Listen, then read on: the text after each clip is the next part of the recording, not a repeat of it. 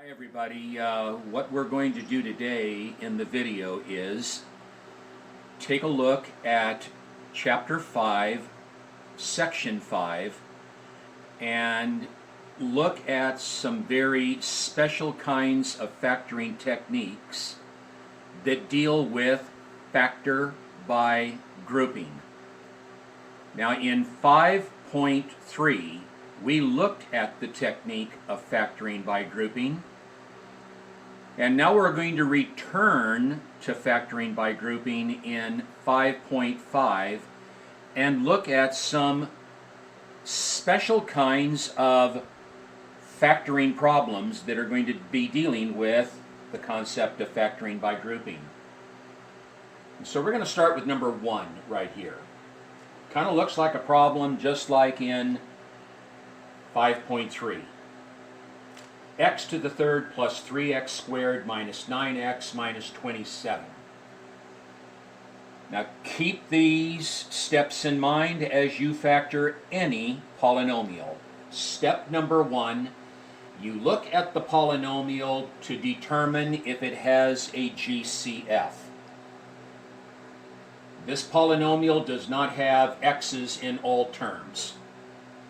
And the coefficients, they have nothing in common other than a GCF of 1. And that's not going to change anything. So there is no GCF. Next step, if the polynomial has 4 terms, we're going to attempt to factor it by grouping. It has 4 terms, and we're going to attempt to factor it by grouping. The first thing that we want to do is look to see if the ratio of the coefficients of the first pair of terms is equal to the ratio of the coefficients of the last pair of terms. This first pair of terms, that coefficient is 1, this one is 3. So the ratio for the coefficients of the first pair is a third. I'll just kind of knot it right there. Let's look at the ratio of the coefficients of the last pair. Disregarding the sign here, it's 9 to 27. And 9 over 27, that reduces to 1 to 3 as well. The ratios are the same. Because they are the same, then it's likely that we will be able to factor this polynomial by grouping the first pair of terms, which I'll show right now, and grouping the last pair. And I'm going to make sure that I tuck that negative sign in that second grouping. And people, I'm just going to insert a plus sign right there. There needs to be a plus sign in between those two groupings. And now we go back to the first group and we pull out its GCF. They both have an x squared. So we're going to pull out an x squared, make a house, and divide each one of these terms by x squared. X cubed divided by x squared will leave us with an x. Positive 3x squared divided by x squared will leave us with a positive 3. Second one. Since this second binomial group begins off with a negative coefficient, when we pull out its GCF, you're going to have to pull out the negative sign as well. So I brought that down. Both the 9x and the 27 share a 9, so we'll pull out a negative 9, and let's divide twice. Negative 9x divided by negative 9 will give us an x. Negative 27 divided by negative 9 will give us a positive 3. Now, how do we know that it's worked? Because when we look at this elongated term right here, that's to the left of the minus sign, and this elongated term that's to the right of the minus sign, both of these elongated terms share a common binomial factor of x plus 3. That's what those equal ratios tend to tell us that it's going to happen in this way.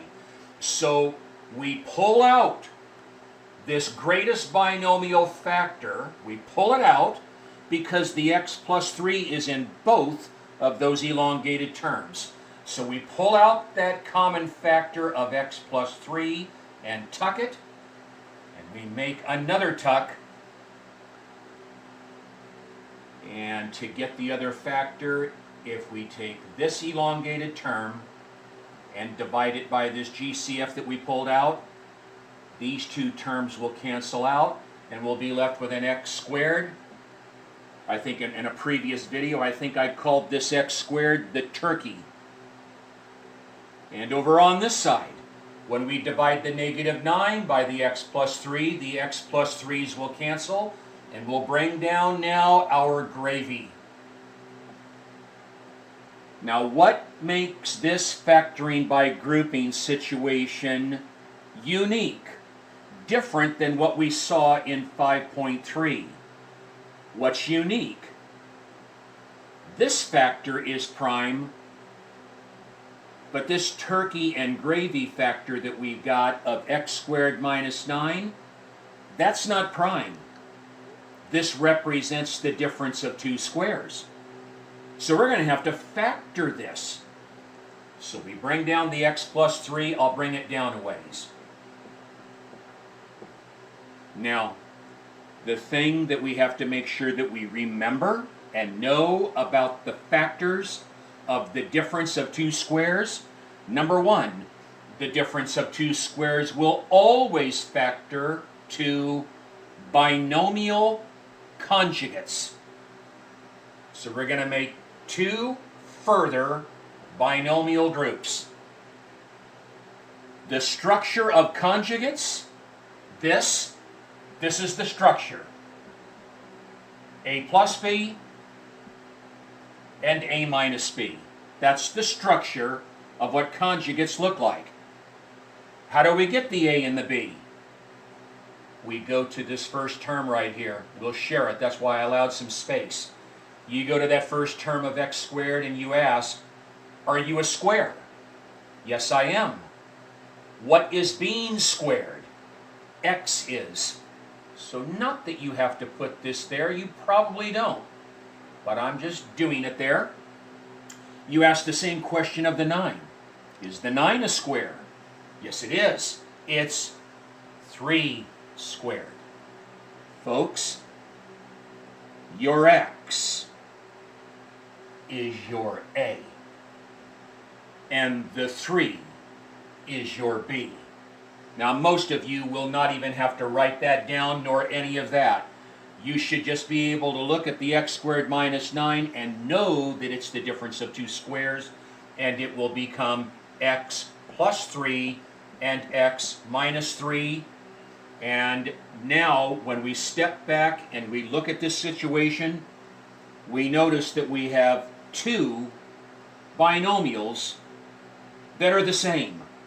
And so instead of leaving the factorization in that way, we'll simplify it a little bit more and we'll call it simply the quantity of x plus 3 to the second times the quantity of x minus 3. And that really would be the most simplified way that the factorization would look. So it's a bit embellished. It's got a little bit of spice in it. Not heavy, but a little bit of extra. You don't stop here. Your eyes have to be able to look at that x squared minus 9 and see that it is not prime, that it is the difference of two squares that will take you down to this, and then they're joined together for that final answer. So that's one. All of these that we're going to be looking at in this video right here are going to be factoring by grouping situations, but just a little bit more embellished than what we have seen. Let's go to number 2. We've got x squared minus 12x plus 36 minus y squared. Question number 1. We ask if there's a GCF. There isn't. They don't all have x's. They don't all have y's. This coefficient is positive 1. That coefficient is negative 1. The only common factor that the foursome have is a 1, and that's not going to change anything. Second, it has 4 terms. We're going to look to see if we can group in binomials, like front 2, back 2. We have to look at their ratios. Let's look at the ratios that are formed by the first 2 terms. That's 1 to 12. You can clearly see over here the ratio formed by these latter 2 terms is 36 to 1. 1 to 12 is not close to 36 to 1. So then you look to see if we can possibly rearrange these terms so that the ratios will be the same. Now, I'm not going to rearrange the terms because we're going to find out very quickly here we're not going to be able to derive equal ratios. But I'll look at a couple of random pairs. We know that the front pair and the back pair don't work. Let's say that we join the x squared with him. That's a ratio of 1 to 36.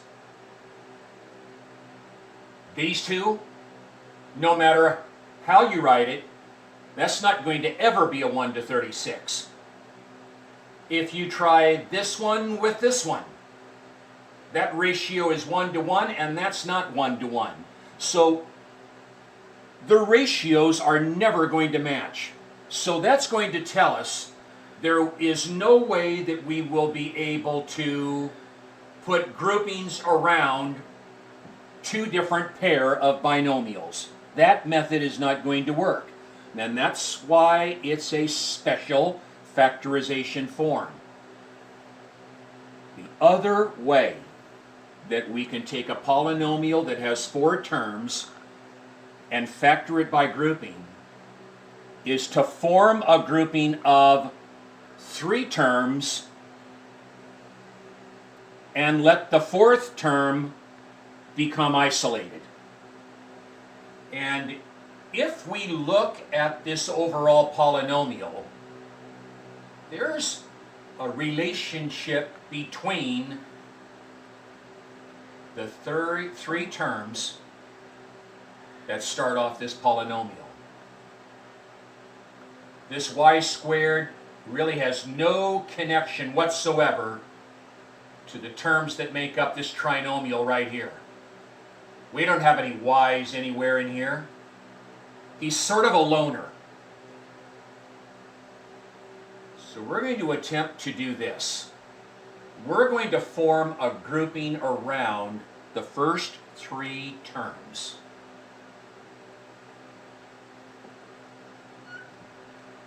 And we're going to keep that minus sign right there. And then we'll just, for right now, we'll just form just one singular term for that last. Now, there's something special about this trinomial. And I'm going to pull it off to the side so that you'll see how special it is. Now, I also know that I'm talking to some people in the audience that when they look at this, they not only know what the factors are, but they know what the most simplified way for writing out the factorization is. But I'm talking to the full group, so I want to make sure that we're all together and we see. So I'm going to copy down that trinomial right there, and let's factor it. It doesn't have a GCF.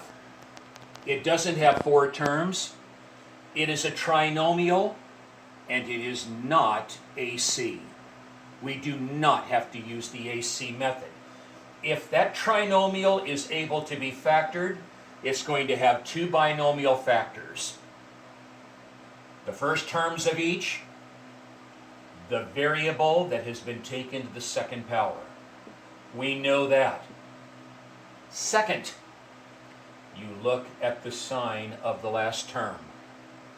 If it's positive, it means two things.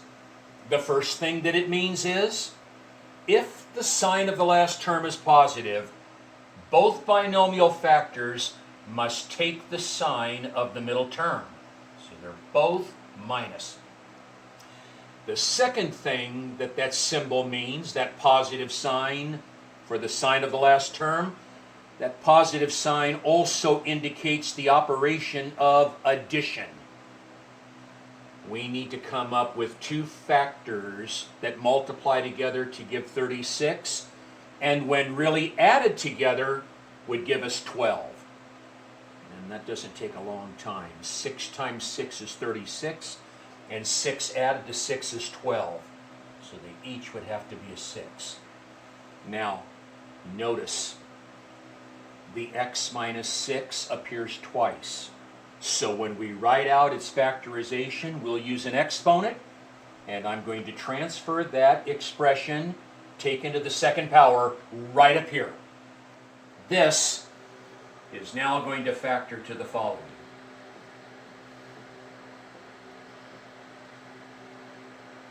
Then I'm going to bring down that minus sign, and then I'm going to bring this down. Now notice what we have here. This is, so to speak, sort of a one unit term. And notice, it's a square. And here's a minus sign, and here is another square. What we really have on this one is the difference of two squares. And the difference of two squares factors to conjugates. A plus b, a minus b. So we're going to get the structure ready for us to get our conjugates. You'll just want to make the quantities a little bit wider because you're going to need the room. And then I'm going to do this. The first one, because it's conjugates, the first one will be plus. I'm going to try and put it in red. I don't know how it's going to show up on that screen. One of them is plus, and the other one is minus. We go to the first term, because the first term, its answer, it's going to go right here in the first position of both. It's x minus 6 squared. So you ask the question, what is being squared? X minus 6 is being squared. So both of these trinomial factors that it's going to come to be, they each have to begin off with the x minus 6. There. There. Then we have our plus. Then we have our minus. And what's going to go at the end? That's going to be the essence of our b. We ask the question of this. Hey, are you a square? Yes. What's being squared? Y is. They each will end with a y. And there is the factorization of that particular problem. That was not seen in 5.3. But now we're embellishing. And it's one that we'll see in 5.5.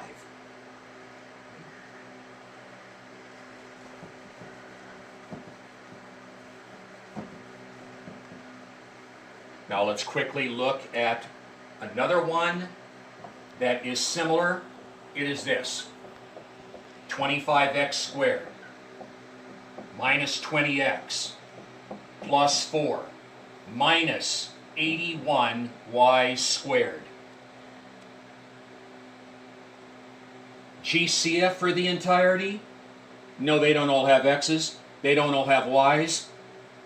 The coefficients? 25 only has a common factor of 5. There's no 5 in 4, and there's no 5 in 81. There's no GCF. Let's look at ratios. 25 to 20 is not at all close to 4 to 81. 25 to 4 is not going to be found at all with these two. 25 to 81 is not going to come close with those. So we can't form binomial groupings. We're going to have to find a threesome again. And again, it appears that the 81y to the second, because it contains the variable y, and this initial threesome trinomial right here doesn't contain any y's at all, it kind of appears that the negative 81y squared will be the misfit, that it's a loner. And so we'll try this.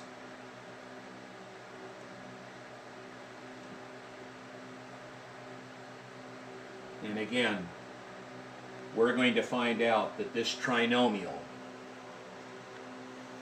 will be just like the previous one that we did. We'll find out that this trinomial has a special name.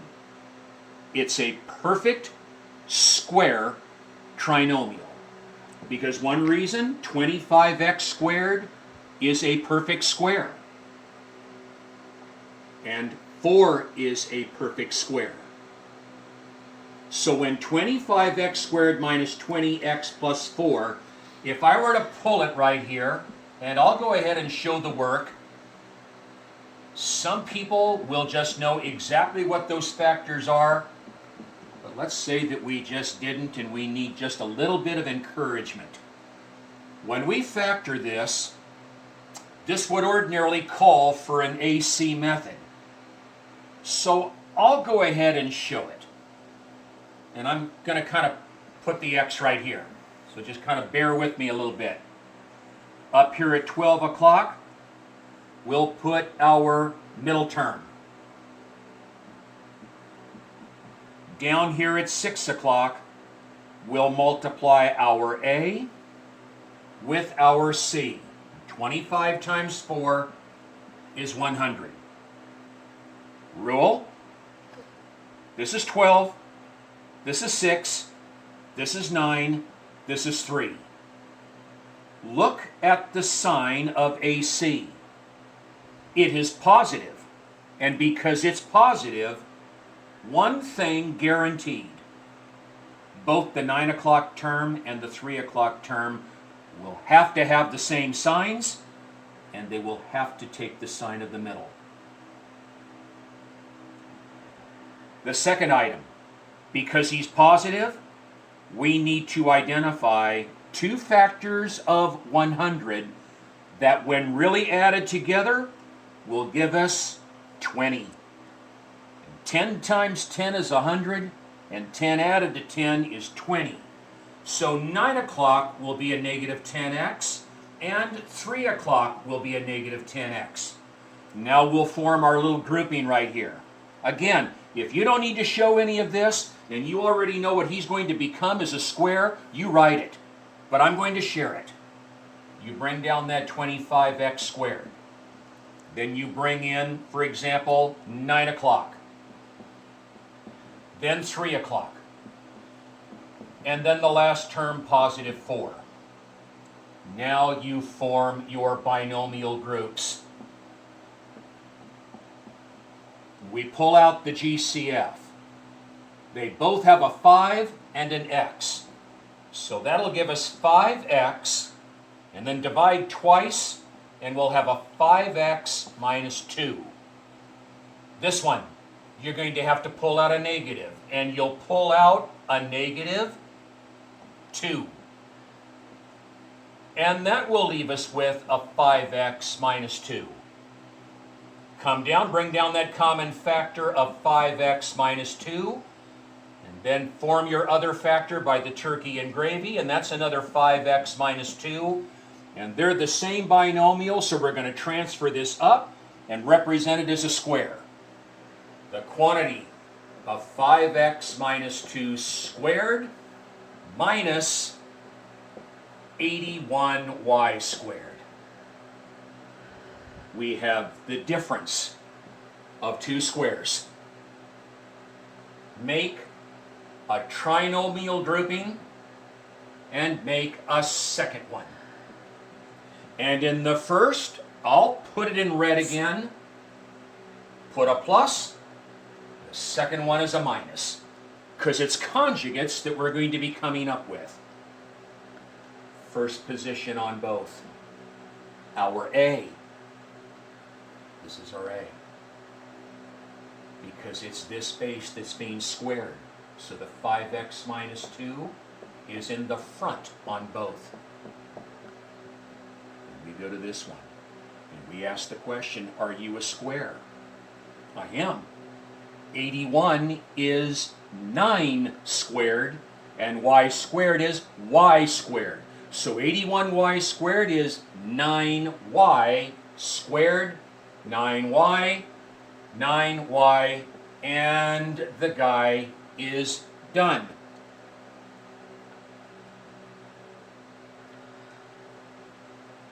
Now, the final type is also going to form a grouping of 3. But the difference is, on the next problem, the grouping of 3 will not come at the beginning. It will be seen at the end. Z squared minus x squared plus 10xy minus 25y squared. Let's go through the steps. GCF, they don't all have x's, they don't all have y's, they don't all have z's. They're coefficients, they only share a common GCF of 1. And so there is no GCF. Groupings by binomials, that ratio is 1 to 1.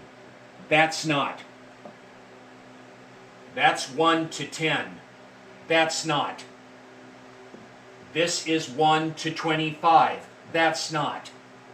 So we can't group it in pairs of binomials. We're going to have to pick a threesome. The difference. This z squared begins this polynomial. And this z squared has no relationship whatsoever to these 3 terms that form a trinomial. There's a relationship here. This quadratic begins off with an x, and it ends with a quadratic with a y, and it's got a middle term with a combination of x and y in the middle. They are related.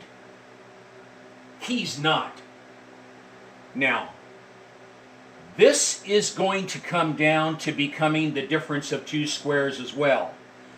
On problem number 4, I'm going to go through the proof of how we get this trinomial to really become a perfect square trinomial. Because the way that it is right now, it isn't. Because in order for this trinomial that's at the end to become a perfect square trinomial, the sign of the x squared has to be positive, and he's not. And the sign of the last term would have to be positive, and he's not. So we're going to give you a little bit of a proof on this one so that you'll see why we can do what we can do.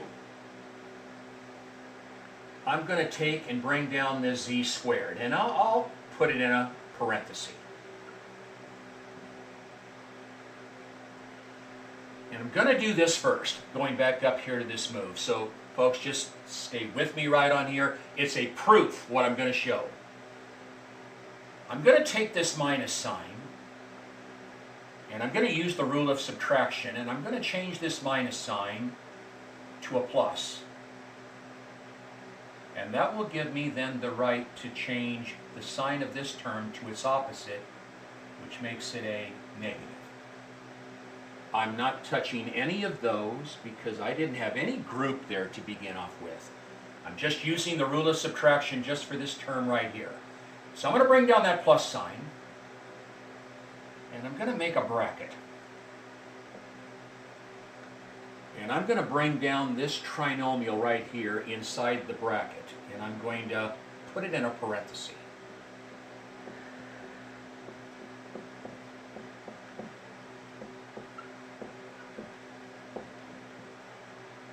Again, this is a proof that I'm showing. Okay. Now, I'm going to bring down that z squared. I'll keep it tucked. Bring down that plus sign, and we'll bring down the bracket. We're going to take this trinomial right here, and we're going to factor a -1 out of it. Because I can't have this first term of this trinomial be negative, or I don't want it to be negative. So we're going to pull out a little GCF of -1, and it's going to look like this.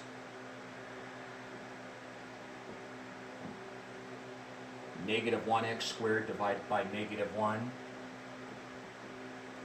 Notice this x squared now has a positive coefficient, and he needs to be that. Positive 10xy divided by -1 will give us a -10xy.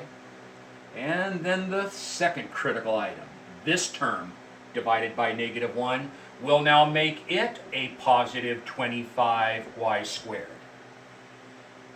And now we're going to show the next step in this way. Bring down that z squared. And this plus sign that's right here, the little number that's after that is actually a little +1. And folks, if we multiply that +1 by that -1, we'll get a negative. I'm not going to show the 1, but we'll get a negative. So I'm just going to bring down this minus sign, and now we have this. X squared minus 10xy plus 25y squared. Now, the sign of this x squared is positive, and so is that. Let's go ahead and factor this. I won't recopy him over here. I'm just going to show the factors over here. We don't need to do an AC. Both binomials will begin off with an x. The signs of both will be negative because the sign of the last term is positive, so he wins. Two factors of 25y squared, which when added together giving us 10xy, have to be a 5y. They're the same. So now we'll come over and we'll write this. Z squared minus the quantity of x minus 5y to the second power, because they're the same. We have the difference of two squares. I would, on this one, I think you'll see the reason why in a moment, I would make brackets instead of parentheses. You'll see in a moment. Over on this first one, I'll put a plus. The second one, we'll put a minus, because the difference of two squares factors to conjugates. Are you a square? Yes, I'm z squared.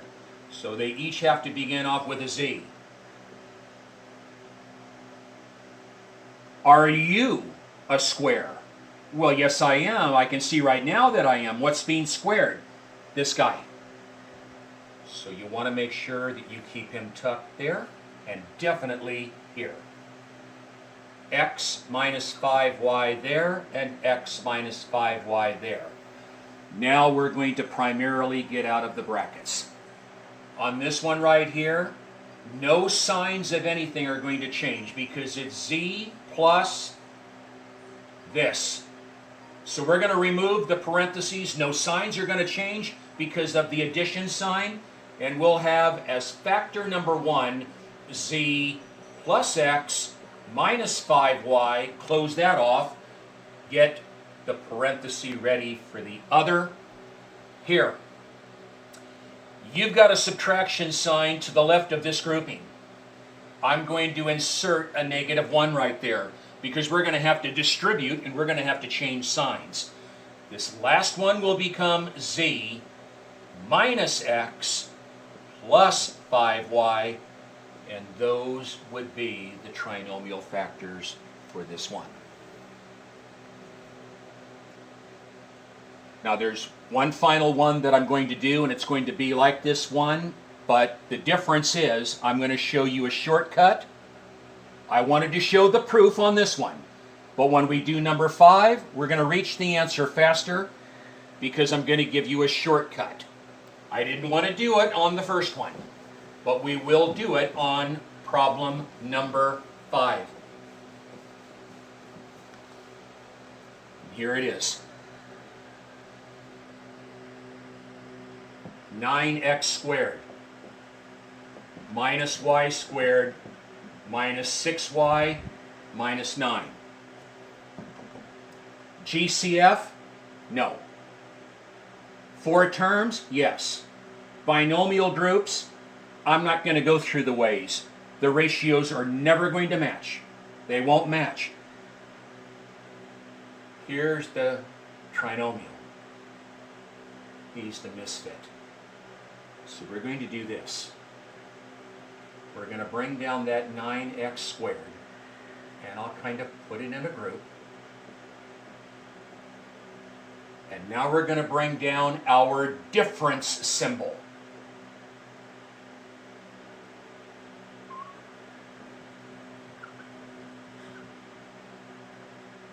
Make your trinomial grouping.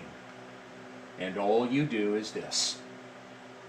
You take each of these 3 terms that make up that trinomial. You take each of those and you change their signs. We are actually pulling out a -1, but we're not going to show it. I've already got my subtraction sign here. We're going to change this y squared to a positive 1y squared, the opposite of him. We're going to change that -6y to a positive 6y, and we're going to change that -9 to a positive 9. Bring down that 9x squared. Bring down that subtraction sign, and let's factor him. You can readily see they each would have to begin off with a y. They're both positive. 3 times 3 is 9, and 3 added to 3 is 6. We've got a y plus 3 squared. Whammo, right here.